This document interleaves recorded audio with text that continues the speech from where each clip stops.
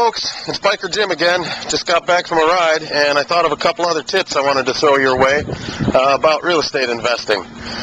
Basically, what I'm going to try to do in these videos is respond to questions that I get in email and comments on the blog and on various discussion forums where I participate. By the way, if you don't know me and you've got access to Google or various discussion forums online, go on there and take a look for Jim Space Florida. Just J-I-M, empty space, Florida, FL, and you'll see me on most of the discussion forums. I've been participating on them for years.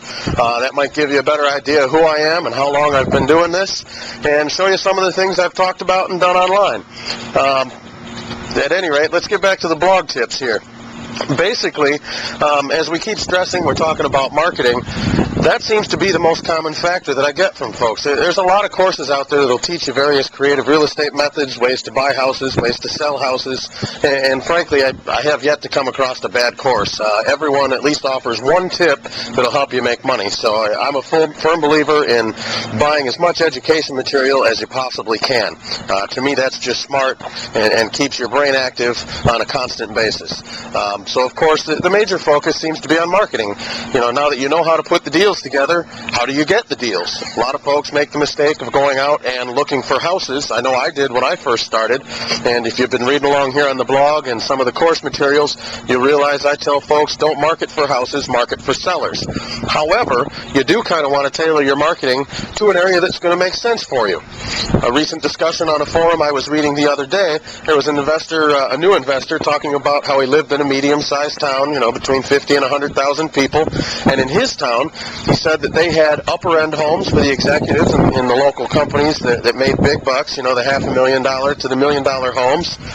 Their upper-end homes were basically $250,000 and up, and that the average home price for his area was $150,000, and the things that were selling pretty quickly, according to a friend of his he'd talked to with multiple listing access, I'm assuming an agent or a broker, was that homes in his area were selling pretty quickly still, even in this down market, when they're priced between $90,000 and $120,000. And he asked me where I thought he should market. And I said, well, what you need to do is find out where these homes are, where the ones are that are priced between $90,000 and $120,000, and try to target your marketing to those areas.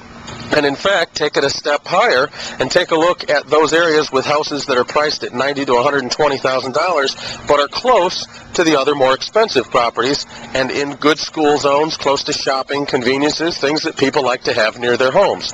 Because I bet you, if you could convince somebody who wants to buy a $250,000 home and live in that neighborhood but can't afford it, if you can convince them, or not convince them, but sell them on your property, you know, the one that's priced at $120,000 with seller financing or rent to own, easy qualification, no getting into, their children can live down the street from the kids that live in the $300,000 homes, go to the same schools, have all the same advantages, same benefits, for a whole lot less out of pocket, and virtually no qualifying. So keep that in mind when you're tailoring your marketing.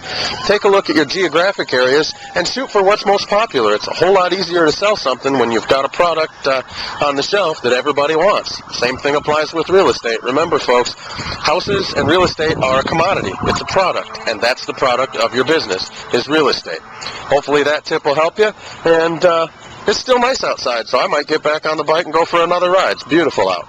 You folks have a great day. We'll talk to you later. It's Biker Jim signing off.